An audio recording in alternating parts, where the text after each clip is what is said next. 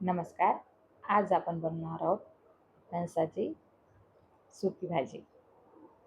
बघा किती छान बनले आणि चवीलाही तेवढीच छान लागत आहे. चला तर आपण रेसिपी बघूया. मी फणस आणला आहे. तो मी घरीच कापला आहे. कापायला त्याला चाकूला तेल लावावं लागलं, कारण तो चीक जो असतो ना आपल्या हाताला चिकटणार नाही. हाताला पण तेल लावून घ्या. पण त्यापेक्षाही तुम्ही ज्यांच्याकडून घेतला त्यांच्याकडून फोडी करून आणल्या तर फार उत्तम. तर बघा, याला मी कुकरला थोडंसं शिजून घेतले. कुकरमध्ये पातेल्यातही शिजवून घेऊ शकतो, जास्त गाळ शिजवू नका. भाजीसाठी लागणारा मसाला: सुकं खोबरं, खसखस, लवंग, दालचिनी, कर्णफूल हे चांगलं खरपूस होईपर्यंत तेलात भाजून घ्या.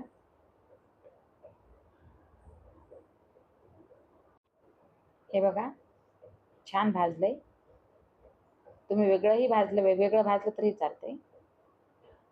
तर चला आपल्या मिक्सरमध्ये बारीक वाटून घेऊ. हे बघा, मी मिक्सरला बारीक करून घेतलंय. आता आपण ज्या शिजलेल्या फोडी आहेत कुकरमधल्या त्या घेऊ. हे बघा, आपल्या फोडी आता शिजून झाल्या आहेत. ह्याच्यामध्ये थोडंसं मीठ टाकायचं आहे, कारण मी शिजताना मीठ टाकलेलं आहे. चवीनुसार मीठ, हळद टाकून घ्या आणि त्याला चांगलं मिक्स करून घ्या.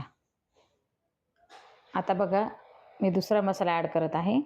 तिखट घेतले 1 चम्मच आणि 2 चम्मच कांदा लसूण मसाला आहे हा, आणि 1 चम्मच मी गरम मसाला घेतला आहे. तुम्हाला अजून कोणता मसाला ॲड करायचा तर करू शकता, पण माझ्या पद्धतीने बनवून बघा, खूप छान रेसिपी होते, खूप छान भाजी लागते. हा बघा, मसाला घेतला आहे मी. आता आपण कढई ठेवूया. कढईमध्ये तेल टाकूया आणि लसूणची जी पेस्ट बनवली ती टाकूया. हे बघा, मी टाकली.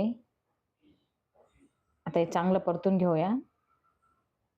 आता याच्यामध्येच या लसूण तेलाच्या याच्यामध्येच आपल्याला मसाला टाकायचा आहे, जो आपण मिक्सरमध्ये काढला आहे तो आणि प्लेटमध्ये काढला आहे तो मसाला टाकायचा आहे आणि त्याला चांगलं असं परतून घ्यायचं आहे.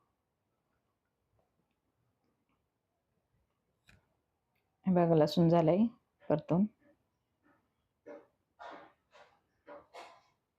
आता आपण याच्यात सर्व मसाले ॲड करणार आहोत. हे प्लेटमध्ये मसाले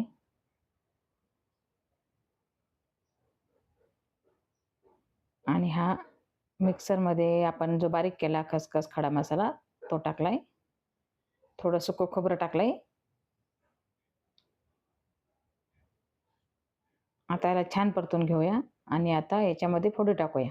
त्या फोडीला पण छान परतून घ्यायचं आहे, जेणेकरून सगळा मसाला फोडीच्या मध्ये केला पाहिजे. आणि छान परतून त्याला थोडंसं तेलामध्येच झाकण ठेवून वाफ येऊ द्या.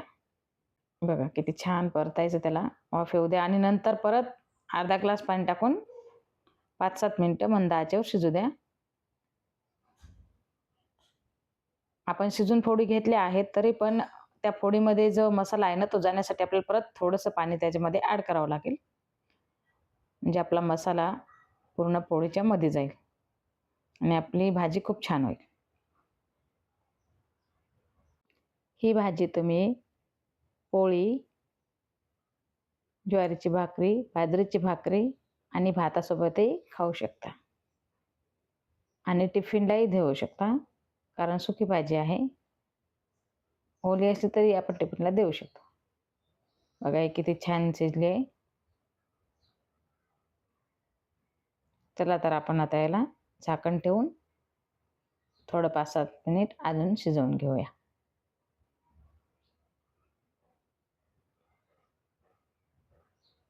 बघा, तर मी झाकण ठेवून शिजवून घेते. आता झाले शिजले, तर आता आपण सर्व करूया. तर तयार आहे आपली फणसाची स्वादिष्ट अशी सुकी भाजी. रेसिपी आवडल्यास लाईक, शेअर आणि सबस्क्राईब करायला विसरू नका, म्हणजे माझ्या अजून रेसिपी तुम्हाला पाहायला मिळतील. थँक्यू.